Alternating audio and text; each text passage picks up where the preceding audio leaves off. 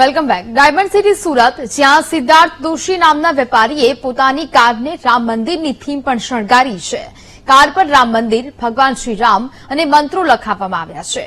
આ ગાડીમાં યુવકે અયોધ્યા જશે અને 22મી પ્રાણ પ્રતિષ્ઠા મહોત્સવમાં ભાગ લેશે.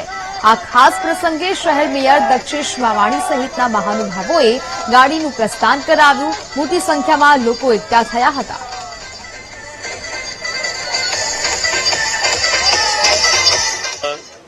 સુરતી યુવાન સિદ્ધાર્થ દોશી પોતાની કારને રામચંદ્ર ભગવાનના ઇમેજથી શણગારી છે. સુરત હંમેશા કંઈ ને કંઈ નવું કરતું આવે છે. આ બંને યુવાનો આજે 550 વર્ષ પછી આપણા દિલમાં તો રામ હતા, પણ આપણી આસ્થા હતા કે અયોધ્યામાં રામચંદ્ર ભગવાન બેસે.